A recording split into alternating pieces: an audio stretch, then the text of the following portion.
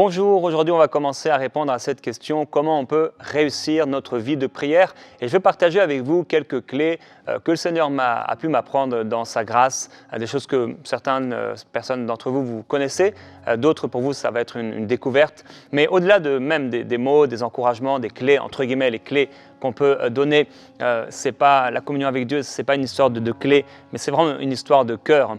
Et je crois vraiment, mais de tout mon cœur, que cette semaine, le Seigneur va toucher plusieurs personnes et vous rafraîchir spirituellement dans votre vie de prière. Parce que je crois qu'au-delà des mots, au-delà des encouragements et des prédications qu'on peut apporter, des enseignements, le Saint-Esprit veut vraiment vous toucher et vous rafraîchir spirituellement. Et je suis convaincu dans mon cœur qu'il y a quelque chose de spécial cette semaine. Pour plusieurs d'entre vous, vous allez vivre ce rafraîchissement spirituel que vous désirez, auquel vous aspirez. Et ça va être comme un vent qui va vous visiter, vous balayer et vous amener plus loin. Et aussi, le Seigneur va enlever, on a parlé hier de ces toiles d'araignées ou ces araignées qui sont là dans nos vies et qui nous empêchent de vivre ce qu'on a à vivre avec le Seigneur. Et je crois que Dieu va tuer des araignées qui, dans vos vies, vous empêchent vraiment de pouvoir jouir de cette vie spirituelle, de cette communion avec le Seigneur Jésus-Christ. Parfois, dans la prière, on se sent un peu comme les disciples de Baal. Je ne sais pas si vous vous souvenez dans l'histoire d'Élie, dans 1 Roi chapitre 18, les disciples, les adorateurs de Baal vont prendre un taureau pour le préparer, le mettre sur cet autel. Et là, ils vont commencer à invoquer le nom de Baal, leur Dieu. Et il est écrit qu'ils vont l'invoquer depuis le matin jusqu'à midi en disant « Baal, réponds-nous » Et il est écrit « Il n'y a eu ni réponse ni voix ». Et ils sautaient devant l'autel qu'ils avaient fait. Ils sautaient.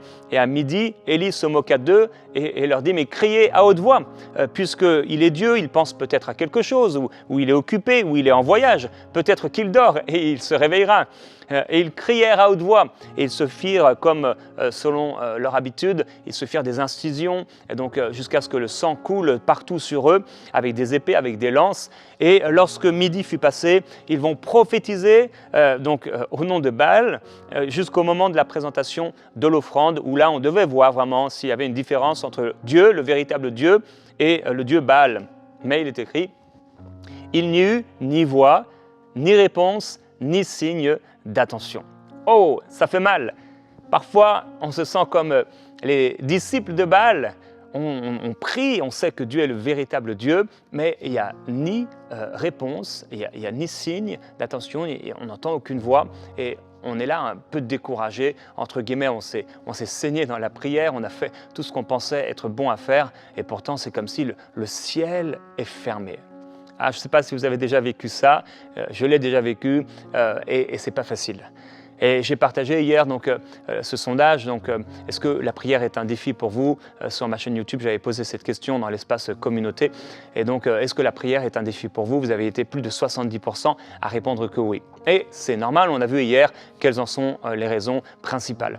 Donc, la prière, c'est un défi et parfois c'est dur, parfois c'est difficile, parfois c'est sec. Et aujourd'hui, j'aimerais, et le reste de cette semaine, pouvoir vous aider et à aller au-delà. Et je crois que comme je le partage, au-delà des mots et des paroles, de tout ce que je pourrais vous partager, le Saint-Esprit veut vous révéler Jésus-Christ et revitaliser votre vie spirituelle, votre vie avec Dieu. Quelqu'un disait, on obtient bien davantage par le contact quotidien avec Dieu que par des prédications. Alors il est bon d'entendre des prédications et des enseignements, nous en avons besoin, mais rien et jamais rien ne remplacera ce contact quotidien avec Dieu par la prière et par la méditation de sa parole. Ce matin d'ailleurs, je lisais dans ma méditation personnelle, je suis dans 1 Pierre au chapitre 2 en ce moment, et il est parlé du Seigneur Jésus-Christ qui nous a montré un exemple et qui a souffert sans insulter, il ne rendait pas l'insulte, etc., sans rendre le mal pour le mal. Et il est écrit, il souffrait mais ne faisait pas de menaces, mais il s'en remettait à celui qui juge justement. Il s'en remettait à celui qui juge justement. Quelle communion avec le Père. Et dans les temps difficiles qu'on peut vivre dans notre vie présente, On a parfois des fardeaux, des défis dans nos vies. Il y a tellement de choses à gérer, etc. Mais je crois que le Père veut nous appeler et nous amener à pouvoir s'en remettre à lui dans une communion sincère, rafraîchie, nouvelle avec lui, une amitié avec Jésus-Christ. Et mon frère, mon ami, ma sœur, je prie vraiment qu'il y ait un rafraîchissement dans ton amitié avec Jésus. Que quelque chose de nouveau se passe dans ta vie avec lui. Alors le Seigneur Jésus l'a dit, dans vos prières, ne rabâchez pas des tas de paroles à la manière de tous les peuples. Ils s'imaginent qu'à force de paroles, Dieu les exaucera, mais ne faites pas comme eux, parce que votre Père, votre Dieu, il sait ce que vous avez besoin avant même que vous le lui demandiez. Donc la prière, ce n'est pas une histoire de rabâcher, de répéter des paroles. J'ai dit hier que beaucoup se limitent à la prière du Notre Père, ils la répètent encore et encore, mais la prière, c'est une prière du cœur. Au-delà des mots, au-delà des paroles, on s'exprime chacun dans nos langues, avec notre langage et notre éducation, etc., comment on a appris. Et ce n'est pas les mots, mais avant tout, c'est le cœur. Alors, dans l'Ancien Testament, dans le dernier livre, l'Apocalypse, il est écrit que chacun tenait une harpe et des coupes d'or remplies de parfums qui sont les prières des saints. Chacune de tes prières entre dans une coupe d'or, dans un récipient. Chacune de tes paroles que tu adresses à Dieu est écoutée et récoltée, entendue par le Seigneur. Et lorsque nous prions avec foi et que nous parlons à Dieu, même de toutes sortes de choses, ces prières sont écoutées, elles sont entendues. Alors, je vous ai posé la question dans un sondage, vous avez été plus de 2000 personnes à répondre. Pendant la prière, qu'est-ce que vous faites? La moitié des personnes ont dit « je loue surtout le Seigneur ». Donc la moitié d'entre vous, certainement, vous passez surtout du temps à louer Dieu. 30% des gens ont répondu, donc 3 personnes sur 10, « je fais surtout des requêtes, des demandes à Dieu ».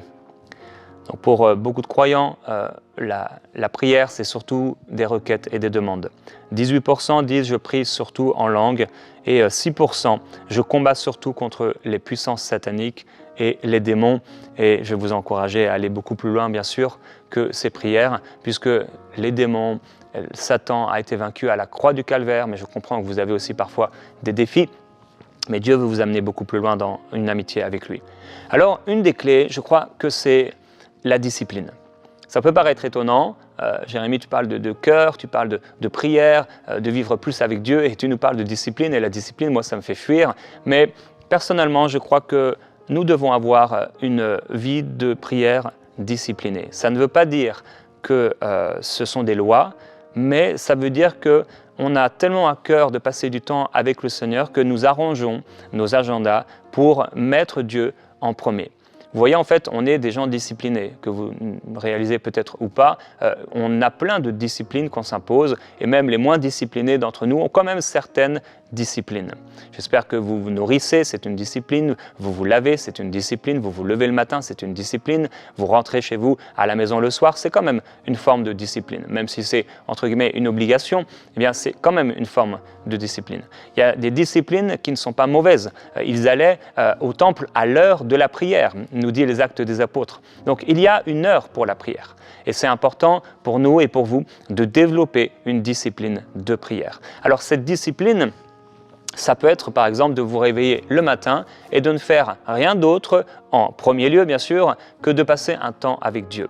C'est une discipline. Ça peut être 5 minutes, 10 minutes. L'important n'est pas au départ le temps qu'on va passer avec Dieu, mais surtout et avant tout que ce soit un moment de qualité où Dieu est mis en premier dans votre vie. C'est une discipline. Certains, vous pouvez donc vous donner la discipline de vous réveiller le matin et de passer un temps dans la prière. Je crois qu'une chose aussi qui est importante, c'est des clés, des choses qui vont vous aider. Vous pouvez mettre une musique qui est want. Certains sont plus sensibles à cela. On sait que dans l'Ancien Testament, ça pouvait rehausser, entre guillemets, la présence de Dieu. Mettez une musique ou peut-être même des chants qui vont vraiment inspirer votre âme et élever votre cœur vers le Seigneur. Il y a des chants parfois qui nous touchent. Moi, personnellement, il y a parfois des chants, j'écoute un chant et ce chant vraiment, il élève mon âme, entre guillemets, il élève mon cœur vers Dieu et je vais l'écouter pendant des matins et pendant des semaines souvent, le même chant, et que je vais répéter en boucle, et c'est ça que je vais écouter pendant ma prière. Parfois, ce sont des instrumentaux, mais parfois, ce sont des chants qui m'inspirent. Et donc, à ce moment-là, votre cœur est élevé. Et quand je sens qu'il n'y a plus d'inspiration dans ce chant particulier, je vais en trouver un autre. Et le Seigneur me permet toujours de trouver un chant qui va élever mon cœur vers lui. Alors, trouvez une musique qui est ointe, un chant qui vous élève vers le Seigneur. On peut penser que ce n'est pas important, mais quand même, la posture dans la prière. On se dit, mais ça c'est un détail, Jérémie, Dieu regarde au cœur. Oui, Dieu regarde au cœur, mais nous, bien, on est fait de telle sorte que même notre posture, la façon dont on se tient dans la prière, ça a un impact. Alors, ce n'est pas ce qui va avoir le plus d'impact, bien sûr, on sait que c'est le cœur, mais trouvez la posture, donc l'endroit aussi, vous allez être bien pour prier. Moi, personnellement, je vous l'ai déjà partagé, le matin, c'est à peu près tout le temps comme ça, je vais aller dans mon sous-sol et je m'allonge par terre. C'est comme ça que je suis bien et en fait, ça me permet d'être concentré. Ma porte est fermée, je suis dans le sous-sol, je ne dérange personne, j'ai une musique qui est souvent assez forte, voire très forte, et je suis là dans la présence de Dieu. Je me colle sur mon enceinte qui est à ma droite, et je suis là par terre, et je vais passer mon temps avec le Seigneur, avec une posture qui me permet d'être concentré, de ne pas être dérangé.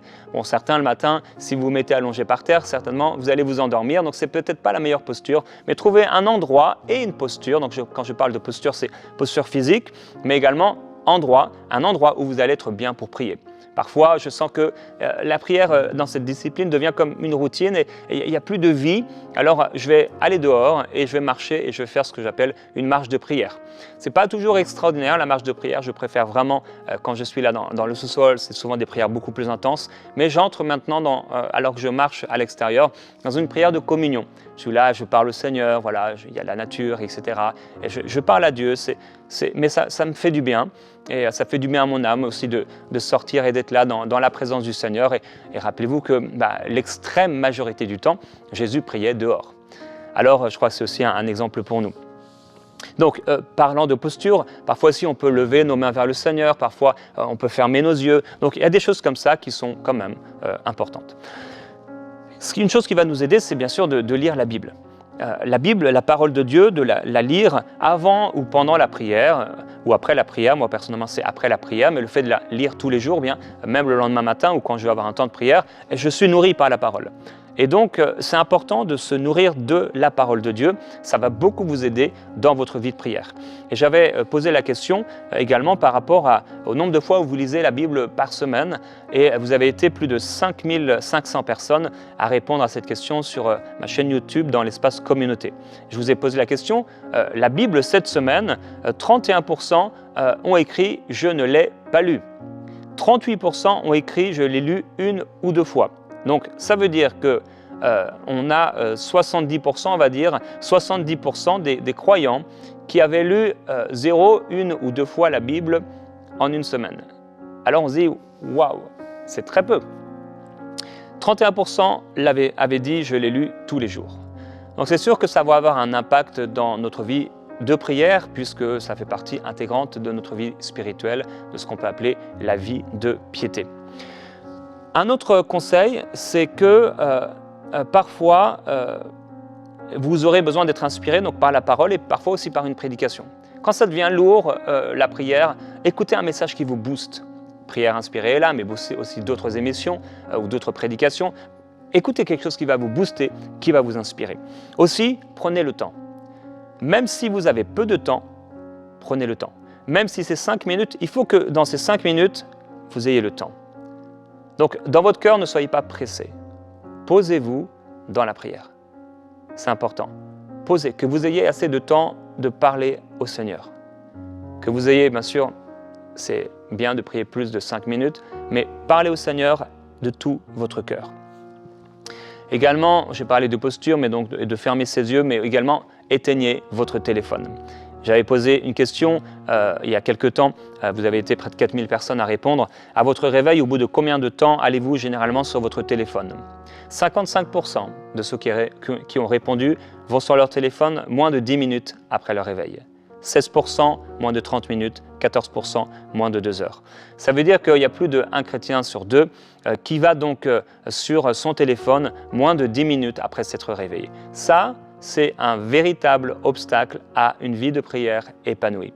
Moi-même, personnellement, des fois, je sens que je me réveille et là, j'ai envie d'aller sur le téléphone parce que soit j'attends une réponse ou il y a quelque chose, mais je me discipline à ne pas aller sur mon téléphone ni voir quoi que ce soit avant de passer du temps avec Dieu. Parce qu'en fait, vous allez lire ce mail, vous allez voir ce message, vous allez voir cette vidéo et parfois, on fait des choses tellement futiles et qui ne servent à rien dès le matin, et c'est dommage. Ça vient comme des parasites dans notre tête et aussi dans notre cœur. Ce sont des araignées qui sont là dans notre vie et qui créent des toiles et des rideaux et des voiles qui nous empêchent de vivre ce qu'on a à vivre dans le Seigneur. Mettez-vous dans un coin à part, comme je vous l'ai partagé, en tout cas le bon endroit. C'est important également de se repentir régulièrement. Dans la prière, il est important de se repentir régulièrement. Donc Seigneur, pardonne-moi pour mon manque de ferveur, pardonne-moi pour mon manque d'amour pour toi, pardonne-moi tout ce que vous pouvez avoir sur votre conscience, pouvoir demander pardon à Dieu dans la prière. Vous pouvez commencer la prière également en parlant en langue. Personnellement, je peux commencer à prier en langue. Parfois, je n'ai pas d'inspiration particulière ou de sujet particulier de prière, même si je pourrais en avoir toute une liste. Passez du temps à prier en esprit. C'est vraiment important. Quand vous sentez que vous êtes refroidi, repentez-vous. Demandez Seigneur, je te demande pardon, tu vois, je me refroidis. Si vous sentez que votre vie spirituelle, votre vie de prière devient de moins en moins bonne, repentez-vous et aspirez, demandez au Seigneur un rafraîchissement. Également, vous pouvez en parler à d'autres personnes. Quand vous voyez que dans la prière, ça devient dur, votre vie spirituelle est en déclin, vous pouvez en parler à quelqu'un de confiance, à un croyant, quelqu'un qui marche avec le Seigneur et qui peut-être, lui, vit plus de choses que vous. Et le fait simplement même d'en parler avec humilité à quelqu'un, peut-être il pourra prier pour vous, souvent, ça va créer un déclic dans votre vie spirituelle. Alors, dans la prière, bien sûr, on va demander à Dieu, parfois on va bien sûr louer Dieu, on va adorer Dieu, passer du temps aussi à le louer, à l'adorer. Les chants peuvent aider, vous allez louer Dieu, vous allez l'adorer, parfois vous mettez un chant donc qui élève votre cœur comme je l'ai dit, et là vous allez commencer à louer le Seigneur parfois, et souvent moi je vais louer Dieu, pas forcément en criant ou même en parlant fort, ce sont juste des murmures. Seigneur, je te glorifie, tu es extraordinaire Jésus-Christ, tu es merveilleux Jésus-Christ.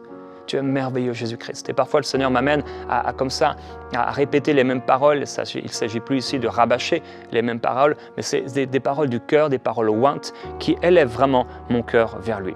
Dans toutes ces choses, bien sûr, il est vraiment important de se laisser conduire par le Saint-Esprit. Ceux qui sont enfants de Dieu sont conduits par le Saint-Esprit. Et si nous avons des prières, des promesses merveilleuses dans la parole de Dieu, nous avons aussi la promesse que le Saint-Esprit vient au secours de notre faiblesse quand nous ne savons pas ce qu'il faut demander. Et mon frère, ma sœur, peut-être tu l'as oublié ou mis de côté, ou on n'a pas encore la révélation nécessaire à propos de la personne du Saint-Esprit, mais l'Esprit de Dieu, le Saint-Esprit, l'Esprit de Jésus, le même Esprit qui l'inspirait dans sa vie de prière au point où les disciples lui demandaient « Mais Seigneur Jésus, enseigne-nous à prier ». Ils voyaient que Jésus avait quelque chose qu'eux n'avaient pas. Eh bien, le Saint-Esprit vient au secours de nos faiblesses, de nos capacités spirituelles, physiques, émotionnelles, intellectuelles limitées pour que nous puissions prier selon l'inspiration du Saint-Esprit. Et parfois, on sera tellement malléable entre les mains du Seigneur, nos cœurs seront tellement ouverts dans la présence de Dieu qui va nous amener dans les gémissements spirituels et profonds dont j'ai parfois parlé. Alors, aujourd'hui, j'aimerais que tu puisses te présenter devant le Seigneur et qu'ensemble, nous puissions le dire et que tu puisses dire « Père, j'aspire à vivre une vie de prière complètement nouvelle. J'aspire à plus de ta présence. Je veux vivre plus avec toi. Je sais qu'il y a plus. Je crois qu'il y a plus. Et merveilleux Saint-Esprit, je t'invite dans ma vie et dans ma vie de prière, à m'inspirer, à me conduire et à tout diriger. Saint-Esprit, prends la place. Je veux être malléable. Je veux me laisser conduire par toi. Rafraîchis mon cœur. Rafraîchis mon âme. Et pardonne-moi pour toutes les choses qui ont pris ta place. Pardonne-moi pour tout ce qui a pris ta place et tout ce qui m'a empêché de prier comme je devais prier. Pardonne-moi pour tout ce qui dans mon cœur a pris une place trop grande et qui est devenu comme un voile sur ma vie spirituelle. Père, nous voulons te glorifier et te louer ensemble. Tu es merveilleux, extraordinaire et glorieux. Et Père, je prie pour mes frères et mes sœurs, tous à un moment ou à un autre, la vie de prière a été difficile. La vie de prière on a fait face à des défis, à du découragement. Et Père, je prie pour ceux qui ont tellement été découragés que même ils s'imaginent que c'est juste ça, qu'il n'y a pas plus. Certains se sont dit, mais moi c'est juste ça, Dieu ne me donnera pas plus. Et Père, je prie qu'il y ait une nouvelle saison. Je prie qu'il y ait ce rafraîchissement. Je prie qu'il y ait la pluie de l'arrière-saison qui tombe sur eux. Saint-Esprit, touche-les, maintenant même. Inonde-les, Saint-Esprit. Seigneur Jésus-Christ. Merci. Ouvre-toi à la présence du Seigneur.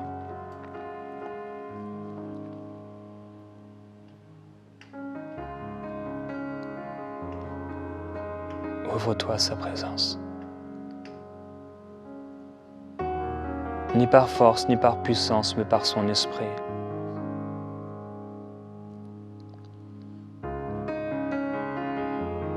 Merci Saint-Esprit. Nous t'adorons, Seigneur Jésus-Christ. Tu es merveilleux, Jésus-Christ. Tu es merveilleux, Seigneur. Tu es merveilleux, extraordinaire. Glorieux Jésus-Christ. Remplis ce peuple du Saint-Esprit. Remplis cette sœur du Saint-Esprit, Seigneur. Elle aspire à plus. Je prie pour celle qui est occupée avec les enfants, occupée avec les choses de la maison. Seigneur, qu'elle puisse être comme Marie et non comme Marthe. Qu'elle puisse aller à tes pieds, malgré les choses qui doivent être faites. Qu'elle aille à tes pieds et qu'elle puisse vivre cette amitié nouvelle avec toi. Père, une plus grande amitié pour elle. Une plus grande amitié. Une plus grande révélation de qui tu es. Père, que toutes les chapes de béton ou tout ce qu'il y a pu avoir qui ont rendu lourd la prière, que toutes les disciplines mauvaises religieuses, que tous les fardeaux religieux humains, que le péché, Seigneur, qui peut nous envelopper si facilement, que tout cela puisse vraiment dégager. Saint-Esprit, merci. Une nouvelle amitié, la glorieuse présence de Jésus-Christ, qu'elle soit remplie du Saint-Esprit, qu'elle soit rayonnante de joie d'entendre ta voix. Père, je prie pour mon frère, depuis longtemps, il n'a pas entendu ta voix. Depuis longtemps, il n'a entendu la voix que des autres, des prédicateurs, de son pasteur, de ceux qui chantent des louanges, mais il n'a pas entendu ta voix. Et je prie maintenant, pour toi, mon frère, ma sœur, que tu puisses entendre la voix du bon berger. Parle, Seigneur. Dis-lui, parle, Seigneur, ton serviteur écoute. parle, ta servante écoute.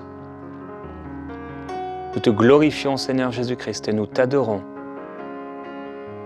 Père, nous prions pour ceux qui sont perdus autour de nous.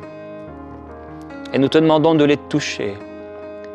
Et qu'eux aussi aient une révélation nouvelle de qui tu es. Qu'eux aussi puissent vivre l'extraordinaire avec toi. Qu'eux aussi soient rafraîchis et que même soit pour nous demain une source d'encouragement en racontant tout ce qu'ils ont pu vivre avec toi, comment ils ont entendu ta voix, senti ta présence. Père, fais du bien à ton peuple encore aujourd'hui. Au nom glorieux de Jésus-Christ, fais du bien à ton peuple. Remplis-les du Saint-Esprit. Amène-les plus loin avec toi. Seigneur, dans des chemins encore qu'ils n'ont pas encore expérimentés, dans lesquels ils n'ont pas encore marché. Dans des fleuves, Seigneur, dans lesquels ils n'ont pas encore nagé. Père, je prie que, Seigneur, ça aille non seulement jusqu'aux chevilles, mais que, Seigneur, ils soient envahis par la glorieuse présence du Saint-Esprit, qu'ils soient remplis de toi et que, Père, ils vivent une nouvelle communion et une nouvelle intimité profonde avec toi, au nom de Jésus-Christ. Amen.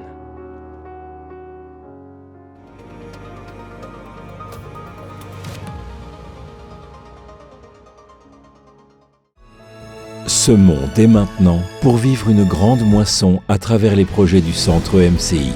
Pour faire votre don, rendez-vous sur emcitv.com/5000. Vous pouvez donner en une seule fois ou en plusieurs mensualités.